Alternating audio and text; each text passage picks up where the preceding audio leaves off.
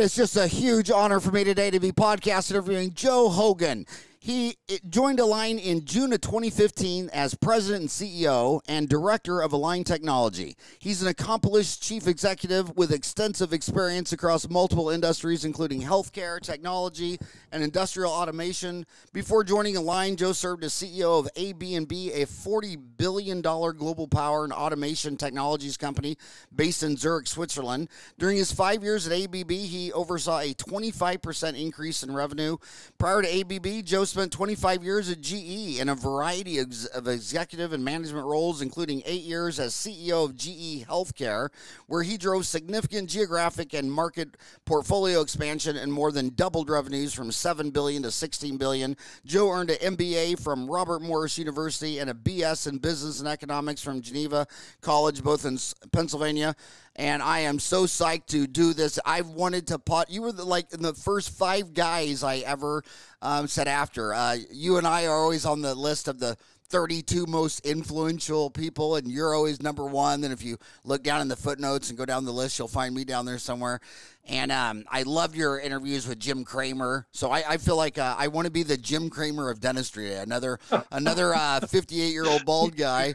I love Kramer, man. He's just an intense dude, and I call my show Dentistry Uncensored. He's always been unfiltered. Yeah, I remember when he started out on cable television, he was talking about how everybody kept trying to get him to calm down and don't be so edgy and relax, and he stayed true to himself, just like Howard Stern, and beat his critics in the long run. But how are you doing today? I'm doing fine. When I want to start with something totally different, but you were with GE Healthcare. When I got my MBA at Arizona State University, Jack Welch was like, he was like a legend. I mean, you had to make the sign of the cross every time they mentioned his name. And then he retired, and now the company's fallen from grace. And now I look at GE Healthcare, and you see people with like Jamie Dimon and Jeff Bezos. Everybody's trying to look at the macroeconomics of healthcare. And in my, when you look at American history, first Franklin Delano Roosevelt came and he saw these old people that couldn't work, and he started the old age pensions, Social Security. And then he saw that when the railroad was done, they would just leave all the workers there. And so he passed unemployment, basically the 4 pillars, workers' compensation, old age retirement, unemployment until they get back on their feet. But the 4th one was healthcare. And even the man Franklin Delano, he said that, my God, that, getting the physicians on board of that, they gave up. And then a long time later, the Clintons tried to get health care, and they lost. And then Obama got Obamacare. It's just a really controversial space. And I was wondering, I think this pandemic is such an externality shock. It's turning the whole system upside down. Do you think the pandemic is going to change the fundamental nature of like GE Healthcare or healthcare in America in general? Or do you think we'll just muddle through it and back to business as usual in a couple of years? Yeah, Howard, I could give you it's funny, when I ran GE Healthcare, for all those years, it's a very large business and incredibly global. So I have intimate knowledge of healthcare systems around the world, whether it's, Switzerland's or Australia's or Singapore or UK's, Canada's, United States. And so in the back of my mind, when people in the United States always debate healthcare about, how far you want to go with the government supplying the healthcare piece versus the private piece, I always put back in my mind, there's really good world models. Like if you look at the Swiss model, if you look at what goes on in Singapore or whatever, these are good models the U.S. could learn from. Back to your question on COVID-19, though, and how it could affect healthcare, I think telehealth is something that will certainly be more cemented, regardless of how much the government picks up in healthcare and how much private picks up. Is one of the biggest issues I had in healthcare with technology was trying to get reimbursement for telehealth care. It just didn't happen. So no matter how a doctor wanted to interface or could interface, if they weren't going to be reimbursed, you weren't going to see that change in healthcare. With that changing out there right now, that there are being reimbursed for telemedicine kind of procedures or discussions, I think that will want to be one of the lasting changes from a healthcare standpoint in the U.S. Well, it's funny. Talk about hitting close to home. When I got in here, my assistant said, "Remember, after this podcast, you got to leave because you got to have your doctor's appointment." Blah blah blah blah. And I said, Yeah. "No, it's telehealth." I mean, they've changed, and I love it. I don't have to Yes. go drive clear across town, go in Right. there. I mean, she's just gonna FaceTime me or Yeah. some special platform. Howard, and that's the way that's the way the whole system works, right? What gets reimbursed gets done, and I used to see that from my procedures or whatever. So I think that's going to be a good lasting change for the industry itself from a cost standpoint, and for people like us that interface with the healthcare system. Yeah, Röntgen. I discovered radiographs, and then Thomas Edison started to play with it. But then his assistant got hand cancer and had to have his arms amputated, and Thomas Edison walked away from the whole deal. And then it came back, and it was good. But dentistry never touched it until the Longshoremen's Union, the first union up in Washington, Oregon, California, where they started. They asked for dental benefits because there was a price wages freeze from World War II, so they couldn't get any more money. So they said, "Then pay for our dental." And when they covered X-rays at 100%, like dominoes across America, all the dentists suddenly had an X-ray machine. That's a great example. Yeah, and it's always you nailed it. If there's no insurance code for it, it's dead on arrival for the vast majority. It's true. And so you think the biggest thing out of the pandemic for dentistry and healthcare is just going to be a rapid adoption of telemedicine? Yeah, I think that whole discussion about how socialized the U.S. wants their healthcare system or how private they want it, that's a debate that will go on for a long time. And I think there's pros and cons of that piece. I think, obviously Medicaid was expanded under Obamacare, it covers a broader layer of patients, and I think that's helpful in that sense.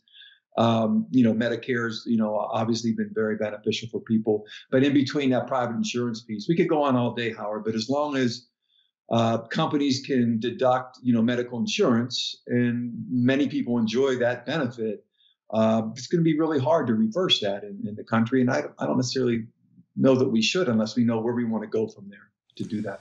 When I think of you and your companies, I almost think of two separate entities. I mean, on Dental Town, you're the iTero company. And on OrthoTown, obviously, you're the aligner company, Invisalign. But my gosh, on Dental Town, I mean, they in all seriousness, iTero. I mean, look at the name of these threads: iTero Element 5D, game changer. And I mean, and then one of the posts was so funny. He's like, "Well, I have the iTero Element. How come nobody's called me with the new model? I haven't even heard of it. I love my Element, though. I mean, it just so digital impressions. That's that same what we're talking about, telehealth. I mean, there's no reason to take a rubber base impression and put it in a box and mail it halfway across the country. I mean, this is all digital. How is the iTero? Let's start with iTero. How's the iTero 5D doing? It's doing great. We received FDA approval about a year ago for that piece. And remember, what makes it 5D is the near infrared technology we call ERIE that allows you to see caries, in patients. And it's pretty phenomenal, really. It's a 2-minute scan, 3-minute scan, depending on how competent the technician is with the scanner itself. And obviously that we can use those for digital impressions, but also a dentist can use it in a sense to, understand what your overall health is. There's no ionizing radiation in this, so you can't see the roots of the teeth, but you can see the caries detection in the caps of the teeth and all.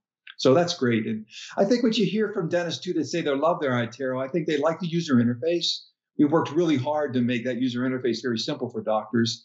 And secondly, I like about it too, is it's a very durable machine. You can pound that machine. You can do a lot of patients a day. It won't overheat. It doesn't need to be serviced all the time. And so it's a robust piece of equipment from a technology standpoint, and it's very durable in the sense of day in and day out dentistry. Was that stressful for you when you picked up your own piece, your own scanner? Obviously, that's channel conflict with all the other scanner companies, and a lot of people wondered, was this a good idea? How did you wrap your mind around? I need to integrate these two pieces so that it's more user friendly. It's all seamless.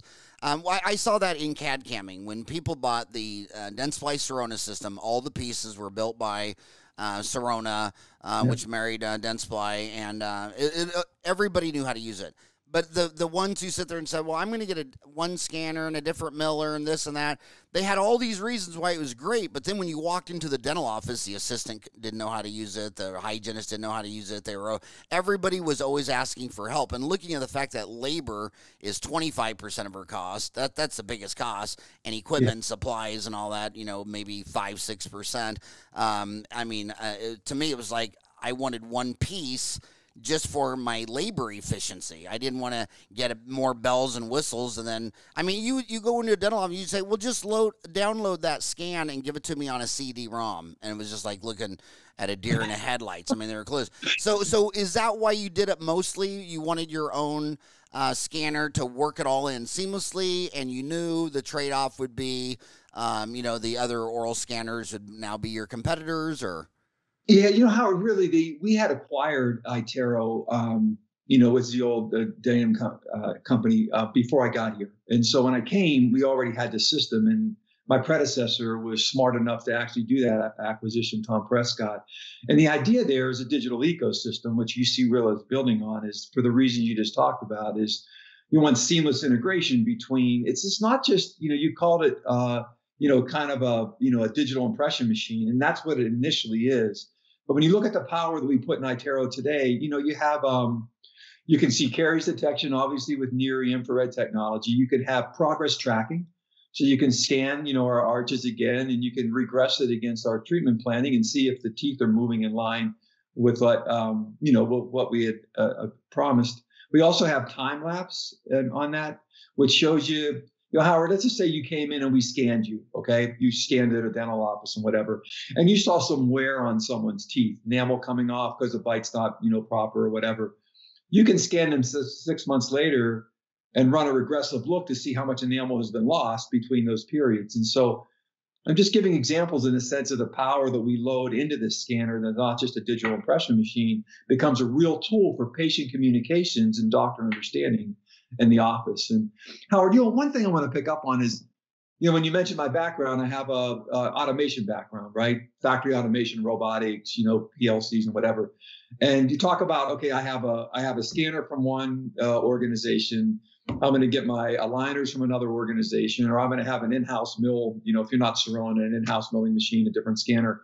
It's very difficult at times to systems integrate, and to bring those systems integrate in a workflow standpoint that makes someone much more productive. And when something goes wrong, you don't know who to attack, right? Was it my scanner company? Was it the systems integrator that brought them all together, or was it the aligner company? And I hate to use an analogy, but with an integrated system, you only have one company to look at, right? It's us. It has to work. And I think that's good for our doctor patients. It's good for us because we have to be responsible to the workflow, not just a piece of equipment or an aligner in some way. We have to be responsible for that workflow, for that doctor and what they've committed to that patient. And if something goes wrong, you come to us. It's our job to solve it. Yeah, I remember when Ford was having the rollovers, and the first thing the CEO did is blamed it on Goodyear tires. I remember that too. It's like, are you kidding me, man? It's like, that was the lamest excuse in the history of excuses. My gosh, that was crazy. Well, when you mentioned robotics, you're on a board member of Avatara Robotics. Is that going to be integrated into Invisalign someday? Is robots, or is someday I can stay at home in my jacuzzi and a patient will be greeted by a robot and they'll take him in and do the scan, and well, can I finally do dentistry for my jacuzzi while drinking a Corona beer? No, Howard, when I ran, ABB has the largest robotics business in the world, and they're industrial robots. They're mainly welding robots and painting robots, or assembly robots that would be used, in factory automation things. Avataro is actually it's a robot that's used for surgery. Okay, it's almost like intuitive surgical, in the sense that you would do general kinds of practices or real specific kinds of work from a robotic surgery standpoint. Remember, robotic surgery isn't a robot doing this. It's being being controlled digitally from a control center and a doctor with the instruments placed, less invasively inside a patient to do that work. So this is a German system that's been developed over the years. And a friend of mine that used to be chairman of ABB, Hubertus von Grunberg, helped to found the company along with a person named Lars Withorst. And I've joined as chairman to try to help him along that journey. But do you see robotics being a factor in? Do you see Align Technology, Invisalign, iTero having a robotics component to dentistry?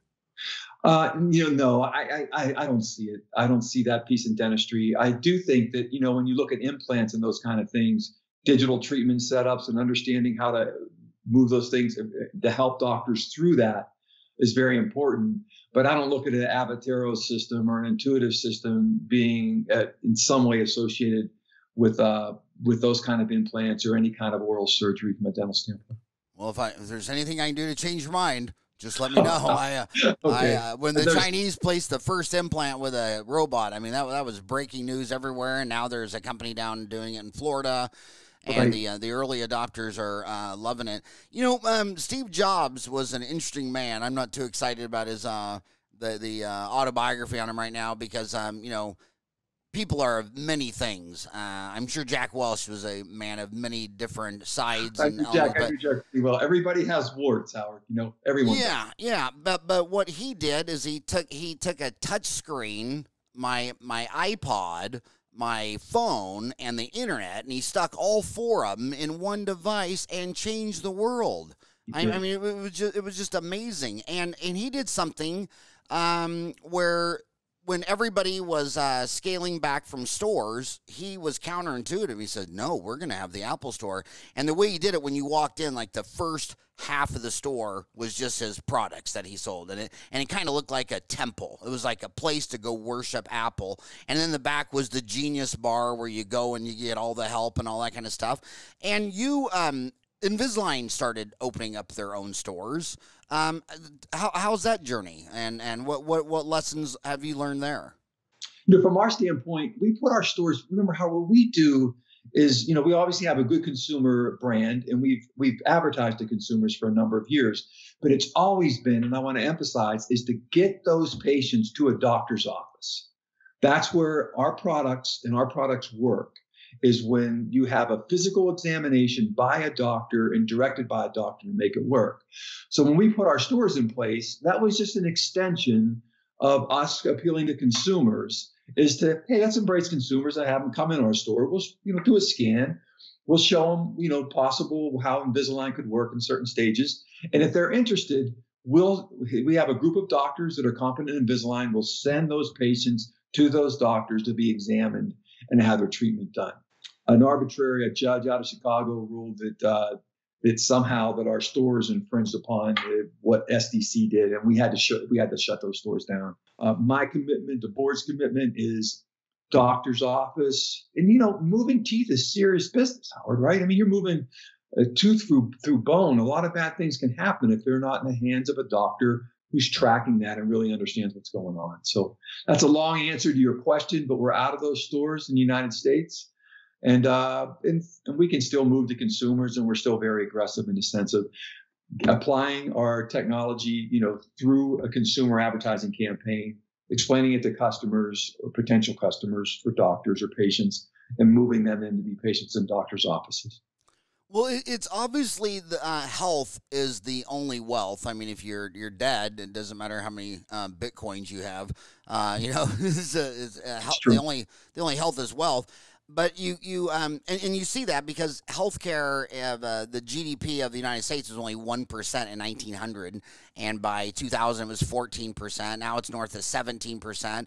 And I remember in M.B.A. school, I remember asking, I said, well, how high can this go? And they reminded me of Milton Friedman's little blue pill. He says, well, here's your choice: you die tonight, or you take this little blue pill and you don't die tonight. How much money are you going to give me for that blue pill?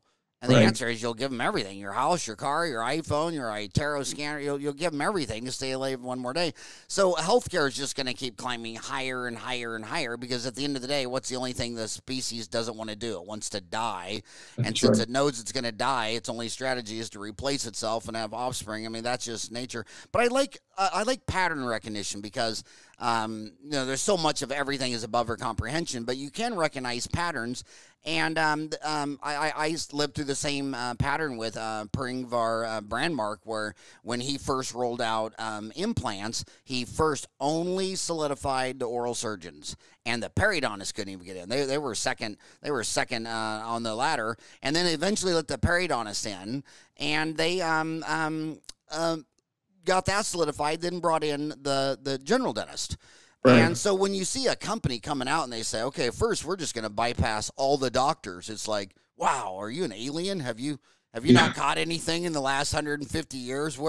What pattern do you see in the last century and a half that says, oh, I got an idea, let's go into healthcare and walk around the doctors? I mean, and then when that didn't work, they said, well, hey, here's the next strategy. We'll start throwing rocks at them and suing them and swords and shields. And it's like, okay, you guys are out of your mind, because I see no evidence of this ever working.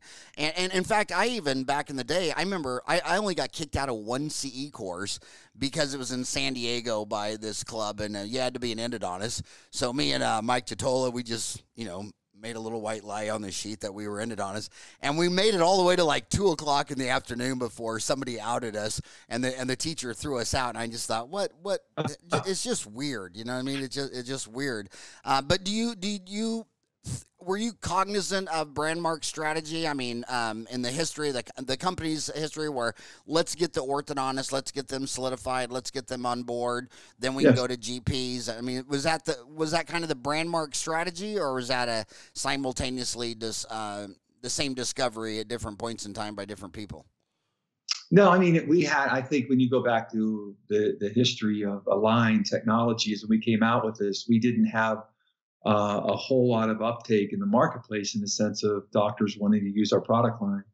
And so we really had to go to consumers and tell our story. This is 20 years ago, 25 years ago, and then try to direct those consumers to the specific doctors who would service those consumers too. So I would say, most strategies that people will, that were successful, people will over time take credit for. Most of them are out of necessity. And this was out of necessity too for the company to survive.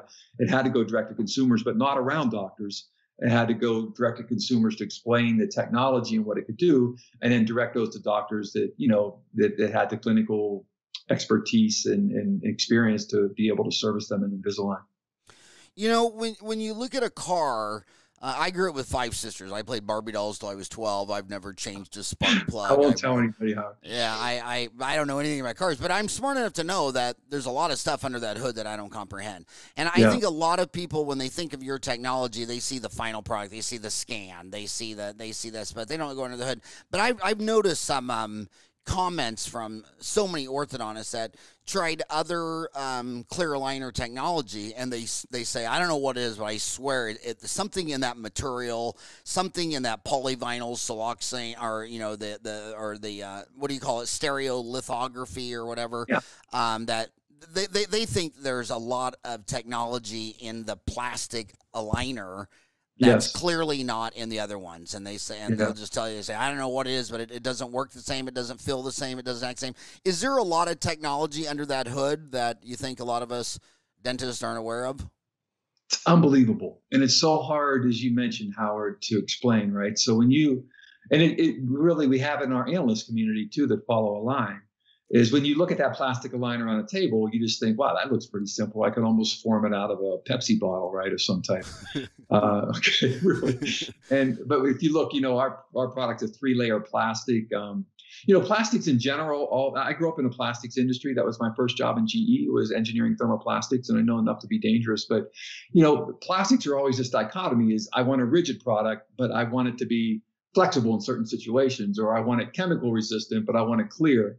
And you're always trading these properties off. So it's hard to get everything into one kind of plastic. And that's why we have a multi-layer plastic, is because, in fact, when you peel off like a bacon wrap, the plastic on bacon, right, that can be 8 layers of plastic. there can be oxygen barrier, it's certain kind of barrier. It's things that help light sensitivity and things like that. So that plastic is really well designed over years in the sense to do what we want it to do, be rigid when it should be, and be flexible in certain areas where it's not. Secondly, behind that, our Smart Force kind of programming, you have like 4 million lines of code that we've developed over 8 to 9 million patients over time to figure out how you move teeth. Obviously molars move different than incisors and different other teeth in your mouth. And that's all programmed into our software. So what doctors are experiencing, it's not just the magic of the plastic, what the plastic does, it's how we program behind that to move teeth in certain sequences to make sure you get the fastest and best possible outcome. And that's just been accumulated knowledge over time because for many years we were the only ones in this industry. And how many layers of plastics are in your wig right now to make that wig? Jim Kramer, on behalf of Jim Kramer and myself, obviously that's a wig. I mean, it looks too perfect to be real. Hey, I posted probably the most controversial thing I've ever posted in a long time. There was an article out of the Atlantic, and by the way, all I do is share. When I post an article, that doesn't mean I wrote it. It doesn't mean my mom approved. But it was just Americans are spending billions on unnecessary dental treatments. The evidence that braces make you healthier is shaky at best. And they had an article by Peter S. Vig, DDS, PhD, JD. But it's so controversial. And these people are saying, "Oh, you straighten teeth will improve perio." They go on and on about teeth. They go on and on and on. And it's like only dentists would react to this article like that. What was your take on the article itself? I honestly, to be honest, Howard, I didn't read that article. I read the Atlantic all the time too, so I'm surprised I missed it. But I get the gist of it, and I'd say in general, I mean, orthodontics, I think to the normal consumer has been about aesthetics. And even before I got into this industry, I thought about aesthetics too. But you being a doctor and having a background too, that certain malocclusions, your teeth can wear faster than if you. I think most people don't go in understanding that and really don't care that it is about aesthetics. But there is a certain amount of tooth preservation or, over time to be considered with a proper bite. And if the only way to get that before was wires and brackets, which most adults won't accept because it's pretty invasive in a lot of ways. But to be able to do that with, a digital clear aligner and take it out, eat the food you want, kind of have the life that you have, if it can give you a good aesthetic appeal, but also maybe prolong your dentition over your lifetime, it's not a bad combination. I just emailed you the article. Okay. And I'll never forget it because when I lecture in Asia, beauty is just so bizarre. I mean, you just see these beautiful girls, and in Asia, they put their finger from their nose to their chin, and if their lip touches their lip touches their finger, they want to pull their teeth back. And you're just looking at it like, okay, you are the most beautiful girl in all of China. There's nothing wrong with you. And then my boys were talking to her, and they say, well, how much is it going to be? And where we were, I think it was in Cambodia, we heard this, Malaysia, South Africa. They're saying it was going to be this much money. And we're like, well, how long would you have to work for that?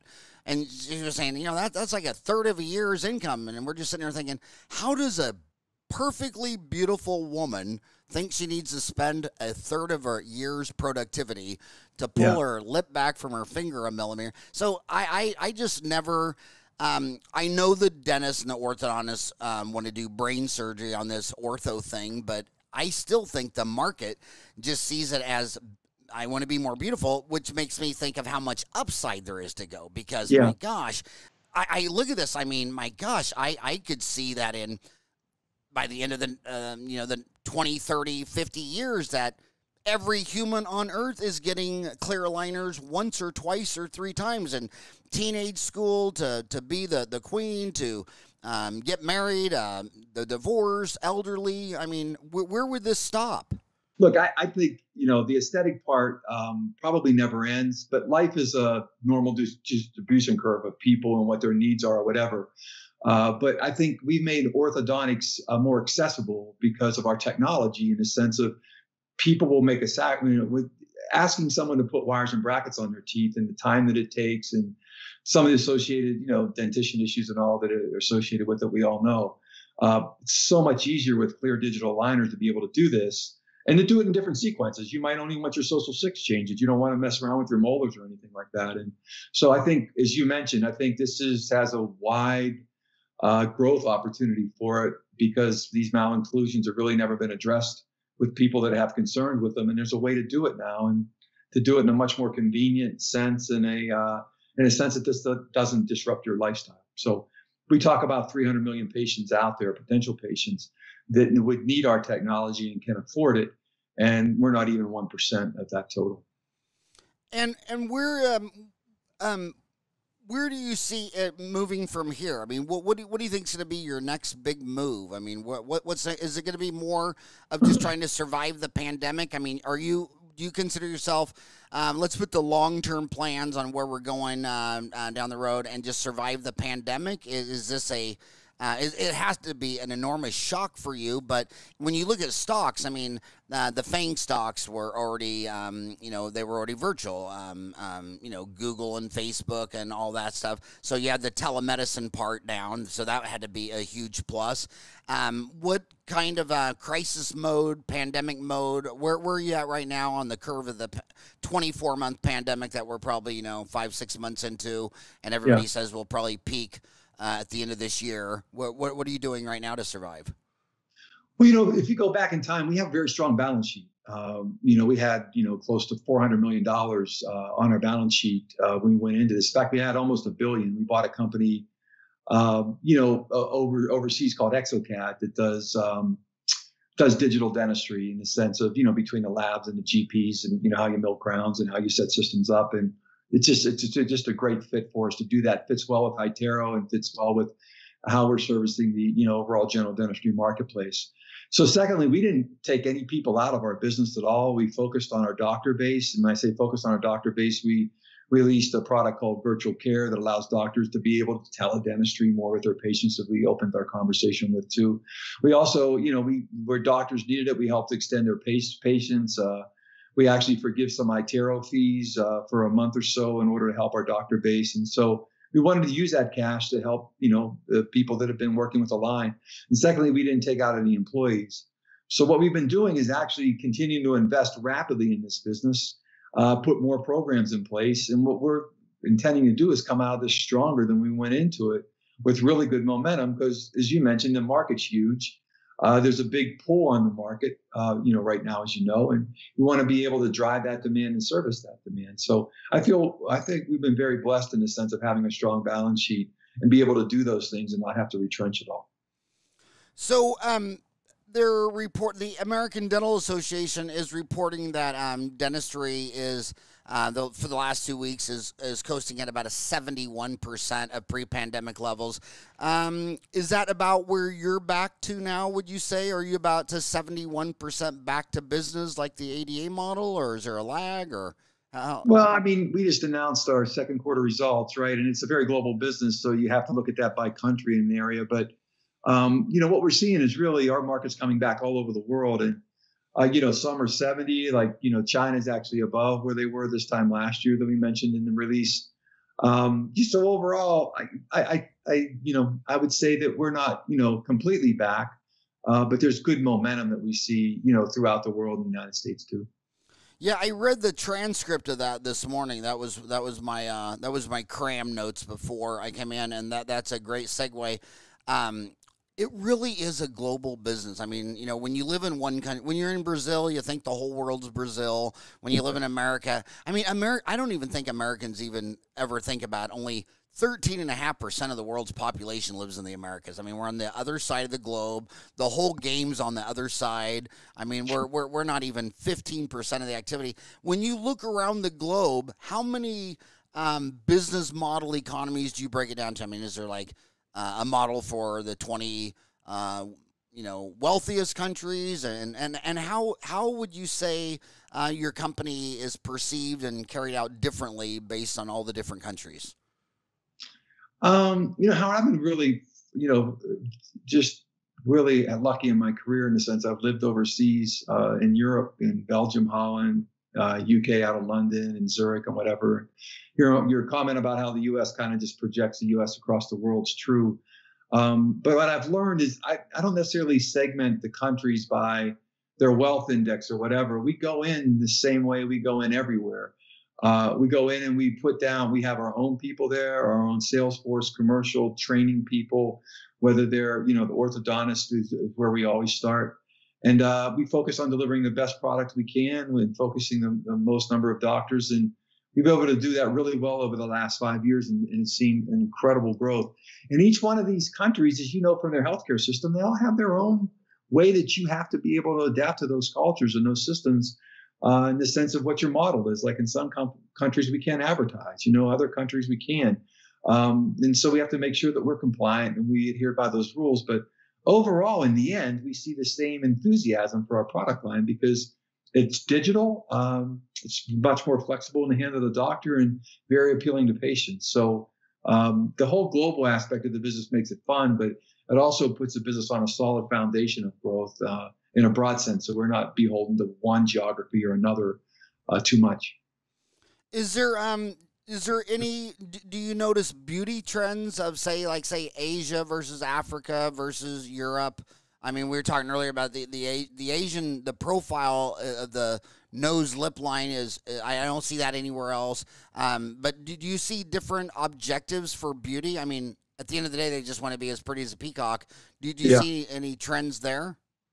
Well, I mean, in Asia, for sure. I mean, take South Korea is probably, there's more plastic surgery done in South Korea per capita than any other place in the world. And that's a big deal. There's a different kind of smile in Asia. We talk about an Asian smile versus a Hollywood or a U.S. smile, the wider arch in the United States. It's maybe a more narrow one in Asia that patients ask for. And, obviously our protocols reflect that in some way. I think when you get to, Brazil and Spain also, there's a high aesthetic in that population. Aesthetics is really large. And so, our product is well represented there and well used by patients. So, yeah, I think your point on there's some U.S. doctors recently that I talk to them all the time, hard to get signals out of the market or whatever. But some are talking about the Zoom aspect of patients where they've been looking at themselves on podcasts or Zooms or whatever, and they're seeing their teeth in a way that right up front and personal that they haven't seen before. And, many dentists and orthodontists are saying that patients are coming in specifically because of that and being more attuned to how they're looking on camera and wanting to address that in some way. So I don't know if I'm answering your question properly, but that aesthetic thing that you mentioned before, it hits different nations in different ways based on the value that they place on aesthetics. And even in areas that we think are pretty stable from an aesthetic standpoint, like the United States, we're seeing some possible changes there also in the sense of what patients are doing in this kind of, Microsoft Teams, Skype, and Zoom world. Yeah, and what I've learned from these television Zoom deals that I have a face for iTunes and you have a face for YouTube. So we're on different formats. You reached another major milestone with your 1 millionth phonetic Invisalign patient. Explain why you what that means. Well, this was in Asia, and we ended up. It was really our millionth patient from an Asian standpoint. So, we've done we about 8 million, close to 9 million patients now, Howard, in our APAC business, as we call it. Our Asia Pacific region has really been one of the fastest growers from a percentage standpoint. And we were just proud to have 1 million patients in that sense. And we pointed out the Japanese patient that had that case and the work the doctor did. So we're really proud of that. We're proud. What's interesting too, Howard, is we have an incredible database, right? With that many patients, so we can segment it to Asian populations, U.S. populations, whatever, and to understand what they're asking for in those specific regions, and look at our clinical protocols and see how we put things together to make sure we service the needs that doctors and patients are asking for in different countries all across the world. This pandemic is showing how expensive some of our behaviors were, and I think it's the most apparent in online CE. I mean, you got these kids that come out of school, and by the way, almost everyone you're talking to today is under 30. I mean, everybody leaves a comment. Leave a comment in the YouTubes or send me an email, howard@dentaltown.com. They're about a quarter of them are still in dental kindergarten school. They haven't even got out yet, and the rest are all under 30. And all my friends that are my age in Phoenix, if I put a gun to their head and said, download my podcast on iTunes, I'd have to shoot every one of them. They couldn't even figure it out. And But these kids come out of school, they're $400,000 student loan. So to fly from Miami to Phoenix and stay in a hotel and go to a lecture for 8 hours and then the next day back, I mean, my gosh, if it's shown anything, online CE is here to stay, and I hope the states get behind it, because they use, at first when Dentaltown has 400 courses about an hour long, and they've been viewed over 1 million times. But when we started that in 2004, when University of Arizona started, none of the states would recognize it as credit, and then some states started coming on and saying, okay, well, if you need this many hours, a third of them can be on this. But my gosh, I mean, why do you have to be in a building listening to you lecture about Ontario? So has I know you've always had a tremendous online CE courses, but is that kind of going to be the leader, and brick and mortar is going to be second class? Is that really where the future is going to go? Well, I mean, obviously doctors are demanding it. I think the times demand it too. We've changed our education courses pretty significantly around being able to do it virtually. There's a lot of advantages doing it virtually too, because it might not even be a CE course, Howard. It might be just, we introduce mandibular advancement. Doctors want to know how to do it. Being able to go in and access, our instructions or a peer's instructions on how to use like mandibular advancement or Invisalign first and those kind of things are key. So you'll see for sure us putting more and more content out that way. But some doctors, peer-to-peer is really important in this business, as you know. And so it's not just us teaching, doctors. It's doctors who know our product line teaching doctors. That's actually most valued from our doctor relationship standpoint. And some of those actually want to be together, and we'll put together, people that need to be together, and people that don't and want to have it virtually will have it too. I think we have to be flexible in both ways. I think when you're going around the world, what I'm most excited about, I mean, the DNA study shows that mitochondrial Eve was 1 million years ago, and 120 billion humans have come and gone, most of them up on that eastern mountain ridge near Ethiopia, and then the internet comes along, and you got an iPhone, and that was the first time dentists started. They used to argue with each other across the street. And then they go to the state meeting and they argue each other. And my joke on, they argue so much because the stakes are so low. That's what I always say. They'll kill each other over something that doesn't even mean anything. But now you have the international deal. And the point in case I can prove is when I interviewed Chris Chang out of Taiwan on back in April of 2016, I got 15,500 views because this guy was basically saying, well, the Americans, they do orthodontic surgery, they section, they do the Laforte, say fractional, and he must have said bone screws 20 times during that interview, because he just puts in the bone screws and he rotates. He says, okay, your teeth are down, and you want to cut it and move it up. He goes, you just rotate it up, and then you don't have a chin, and your gums smile. So as you rotate, your chin comes back, and your gums go up, and so he's rotating while Americans send him to the oral surgeon and do surgery. But what I thought was so cool is so many comments I got in the YouTube and email to me of orthodontists saying, "Man, Howie, I had no idea about this guy." So do you see the internet taking this human pot of 8 billion patients with 2 million dentists and just stirring the pot of best practices? And do you see this great homogenation coming together?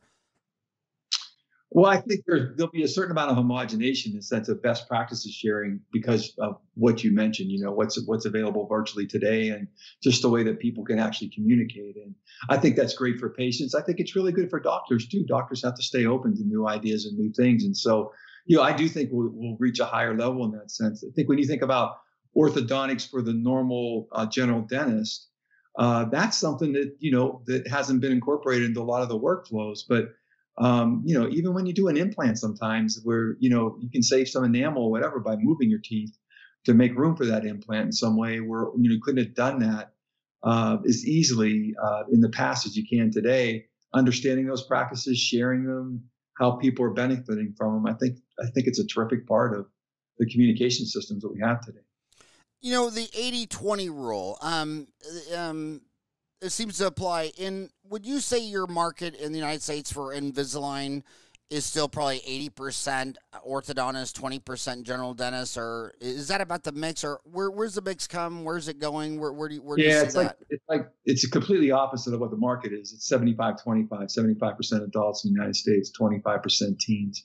And the teen market is arguably 75%, the orthodontic market, 25% adults. But we've gained in the teens rapidly. Our two products, mandibular advancement and also Invisalign First, that does, pre-dentition type of work on patients as young as 6 or 7 years old, has really had huge uptake in the business overall. So you could do phase 1 or phase 2 treatment with that.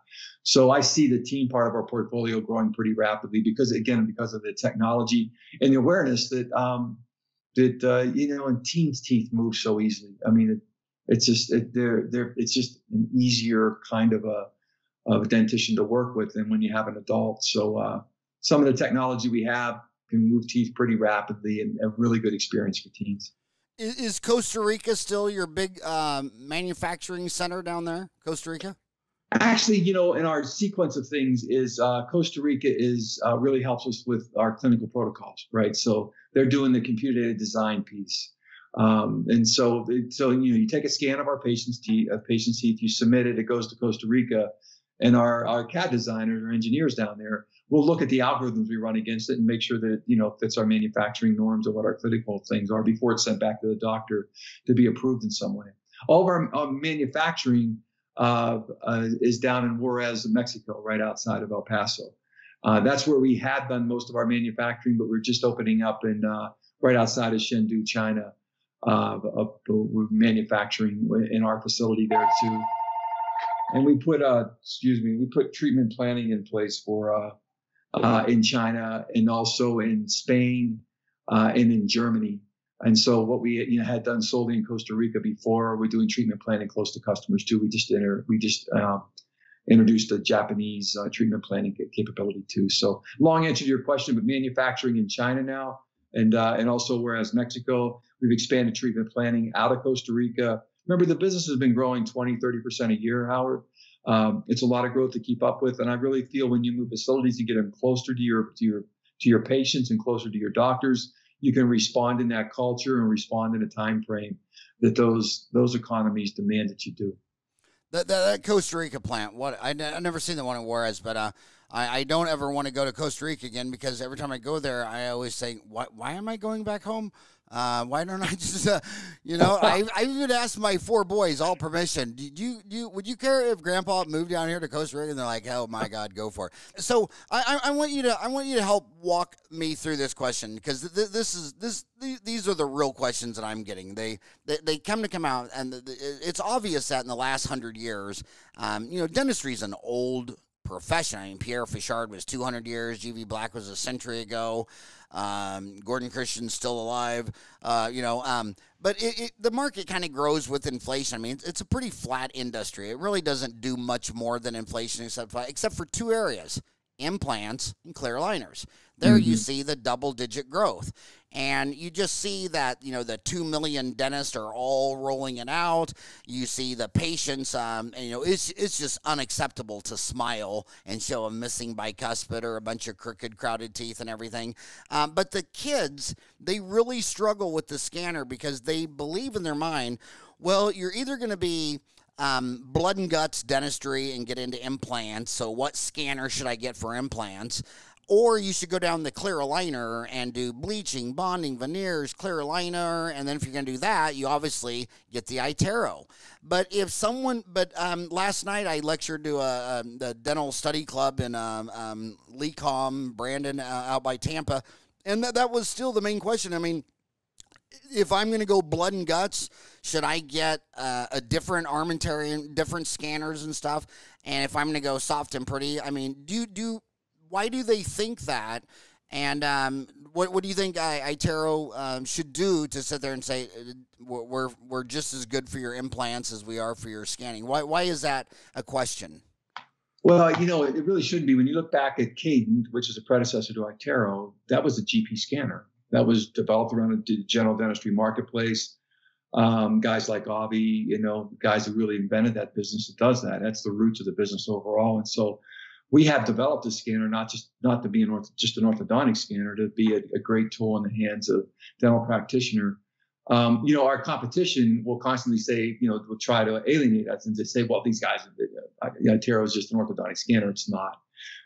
When you look at, obviously 5D that we talked about before, a number of the software programs we have, and our acquisition of exocad is meant to address that too. And so we want to make sure we know that when you're a general dentist, that interface with your lab is really important. And the digital interface is going to be more and more important. And exocad really gives us another gear in a sense of being able to work with doctors on their platforms and with their overall patient base and lab base to be able to work with them. So I feel iTero is the best scanner in the marketplace by far for both orthodontic and general practitioners too. And I think, like you mentioned, opening up, your friends basically, I think, tell you, Howard, the same thing. So let's talk about your acquisition of exocad. What brought all that on, and how's that going, and et cetera? Well, I mean, what brought all that on, obviously, is the workflow inside of a general dentist office. We want to make sure we're there. And we're developing a digital platform. I mean, when you get down to it, Align's a digital company. We have so many software engineers and so much software capability. And whether we roll out virtual care or our new product that's coming out in the sense of treatment planning, we just took ClinCheck to the cloud. We have to be as competent in an orthodontist office as we are in a GP office. And so that digital platform we're going to keep building it out so the doctors can work on that and be, honestly, much more efficient with patients. And we're offering just, much more than just a plastic aligner at the end. There's a whole workflow methodology that doctors can use with their labs and also their patient base.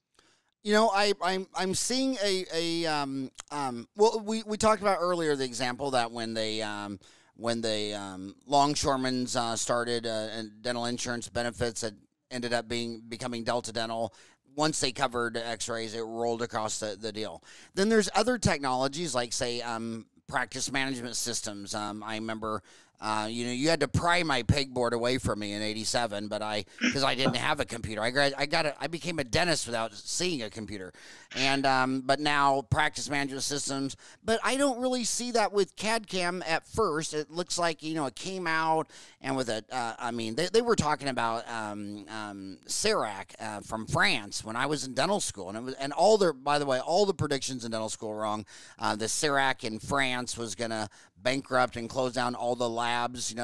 I graduated from dental school. There were 15,000 labs. Now that number's been cut in half to about 7,500. We lost all the individual ones and twos. But the CAD/CAM, it seemed like it rolled out and it got about 15%. And 15% isn't the market. But then the pandemic came. And people, volume dentistry of, I'm going to seat a patient, go numb this one up, seat a crown, jump back. I mean, you're not going to do that. You're going to walk in the room dressed like Neil Armstrong landing on the moon, and you just want to do it one visit. So if you can do the root canal, build up, crown, scan, mill, and never see them again, they love that. And a lot of the older people are liking it because a lot of the older people that are canceling appointments saying, Arizona's a hot spot, I don't feel safe coming back in. We just pull up their treatment plan and we say, well, Joe, you need to have blah, blah, blah, blah, and that total treatment is $2,500. If you pay for that right now with your credit card, we'll schedule a time where you're the only person in the office, the end of the day, Friday, Saturday, Sunday. And these dentists are like, holy moly, I went in and did a $2,500 root canal built and crown with a $20 an hour assistant. I was in the room 3.5 hours. So I see the birth of this CAD/CAM come back. And my definition that it was a success is only if it gets more market penetration than 15%. I think you'd have to at least get half. Do you see CAD/CAM or chairside milling going to that market bench? Do you think it's going to get half? I mean, Howard, let me just first say, when I say CAD/CAM too, I'm not necessarily talking about chairside milling. I think, like you said, that penetration has been, what it is. It hasn't been as holistic as what many people predicted. But some doctors have adopted it and really live by it. When I talk about CAD/CAM, it's really the CAD being done in a doctor's office and the CAM actually being done inside of the lab itself, right? So where, you used to take an impression and ship it to the lab, then, they would do the mock-ups and do those kind of things, completely analog procedures. So that's what we see. I mean, when you look at what exocad has, they have tens of thousands of doctors and labs that are across the world that are actually using that CAD in a doctor's office and that CAM basically aspect inside of a lab. And some labs saying they don't want to take impressions anymore. So they'll actually lease these scanners to a general dentist in order to make those. So that's the piece. I think the chairside milling, that's going to be, that's a segment of the marketplace, and that will go wherever it goes. But it's that lab relationship with the GP that's so important. That really, that's where exocad is, in a sense, fit in. And remember, it's not, it fits in for general dentistry. It also fits in for orthodontic procedures too, because like you just mentioned in your example, some people want an implant, but they also want their teeth straightened at the same time. And we can work those two together in one program with the one system. So then it's not your strategy for the exocad to be in office, chairside milling, Invisalign clear aligners, in an orthodontic office? I'd say that's not our sole strategy. I'm saying that could be a peripheral strategy, and obviously exocad has been working on that. We had a program with Gladwell, where Gladwell, we've offered chairside milling between iTero and what Gladwell has too. I'm just saying that's a peripheral market. That's a market that's going to be there. It'll take on its own gravity. The broader, to me, transition is that interface with general dentists in their lab, and that being primarily a digital relationship in the future and not an analog relationship. Price is king. Cash is king. Do you see how price elastic is Invisalign? A lot of orthodontists, they often ask, do you think if I made a significant change in price, like if I raised my price, how much would it hurt me? If I lowered my price, where do you see the price elasticity of the case fee for Invisalign in the United States of America and Canada? Well, I think it depends on the cases you want to do. I mean, our price is very elastic in the sense if you're into a comprehensive case, it costs, the most of what we offer. But if you just want to, change your social six or develop some lower crowding, we have products like, Light. We have a product called iGo now that we work with general dentists with a lot. It does what we call blue movements, more simple movements with teeth. And so our product line scans everywhere from 5 aligners all the way up to, hundreds of aligners for a comprehensive case. And so I feel we play that elasticity curve. But Howard, I'd be failed to make the point that productivity is so important. How fast you can do patients, how effectively you can do patients without having to touch them in your office all the time is another incredible advantage of having a digital platform around a company, a plastic aligner like Invisalign. And if you don't have to see these patients constantly, you can send them their aligners, keep track of them through virtual care to understand that they're tracking well. The productivity, I could talk about this all day, but I've been in so many industries, and when you look at a doctor's time is invaluable. It's the most important and most valuable time in an office. And the way that it's spent sometimes where it doesn't need to be spent, to me, is a big loss. And so the more that you can do virtually, the more that you can actually use a digital format to make doctors more productive, outside of price of a particular thing, will gain them so much more from a revenue and margin standpoint than just focusing on an individual price for an aligner. Okay, I cannot believe I eventually got the man himself on, and you promised me an hour. I mean, my gosh, every time I see you on Kramer, I'm like, come on, man, I'm the Kramer of dentistry. You got to come on my show. And but I just one more question.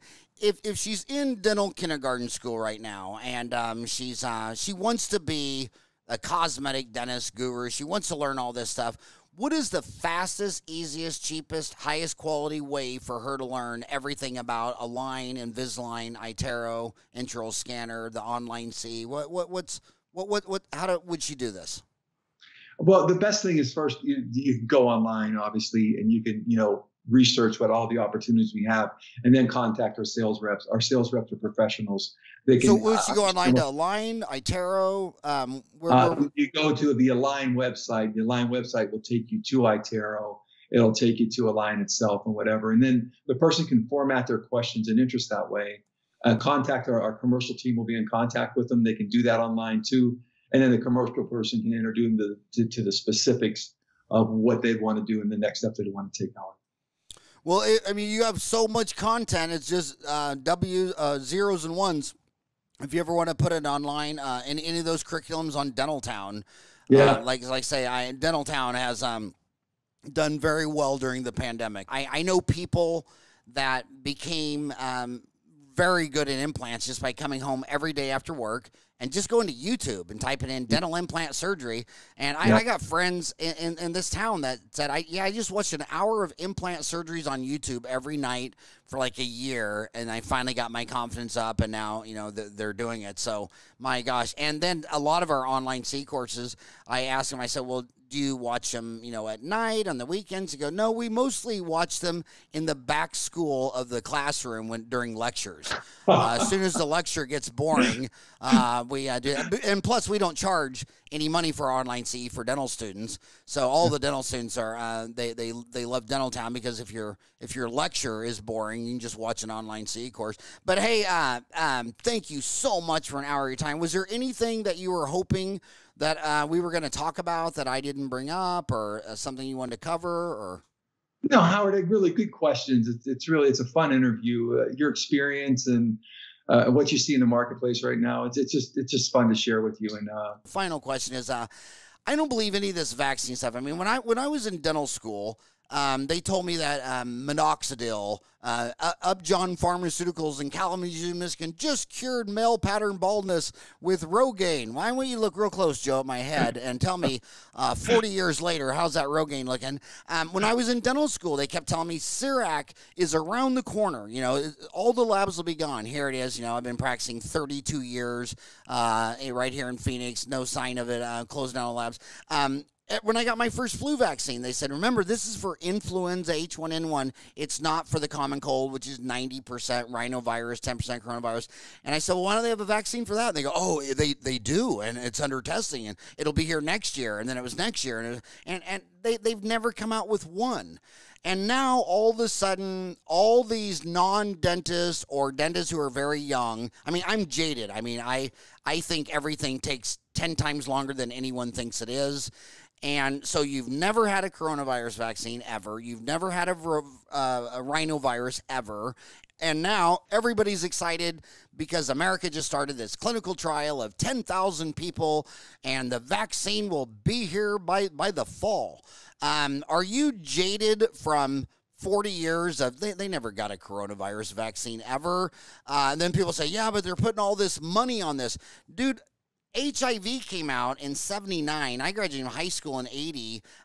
They just now pretty much cured it 40 years later after 36 million people have died. So my succinct question is, do you really think this vaccine, that they're going to just pull a rabbit out of a hat and they got it first time in history, and this thing is going to be put to rest first quarter? Howard, I'll tell you, the way you frame that question is so good, right? I mean, I was on the board of the CDC when SARS hit, right? And I saw the coronavirus in that real time. It was back in 2002 or something like that. And, you know, you still really don't have, they have one against MERS, I think, that they finally came out with. You know, that was a coronavirus that you could contact through camels, you know, in the Middle East. But long story short, Howard, if you look at the way vaccines were done, actually, when I was leaving GE Healthcare, they're still doing them in chicken eggs, right?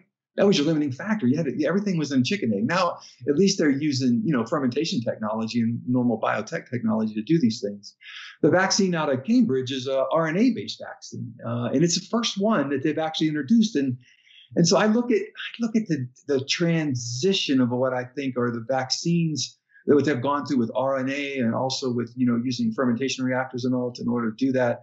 It gives me some hope. I'm hopeful that since the technology's changed, that the capabilities are changing with it. And I don't know. Let's see the 10,000 human test. Let's see what happens. But it's not the same old technology being applied to it, Howard. There's something new here. And let's just hope it works. Yeah, and that's where I do give America a break, because I remember when SARS was coming out, I was getting canceled for lectures back then. You know, don't go there. But Americans always thought, oh, Ebola, isn't that Africa? And the SARS, isn't that Asia? And Asia and Africa, granted, that's 75% of all the humans. But now I think the Americas are going to finally wake up to realize that they are connected to that other side of the world. And when next time, you know, when Ebola or SARS, the plague pops up with 27,000 international flights a day, we only live on one planet. And it's an honor to live on the same planet with you. It's an honor to watch your career. You have to come. I'll just say this. I want you to come back on the show every time you're on Kramer. You got to say, okay, now I got to go do the other bald guy. But really enjoy you on Kramer too. You're just a really smart guy. Thank you so much for coming on the show today, Joe. It was just a honor and a pleasure. Thanks for reaching out, Howard. I really enjoyed it. I hope it's helpful, and I wish you the best. What you're doing here is terrific, and I look forward to joining you again sometime. All right. Have a great day. Good. You too.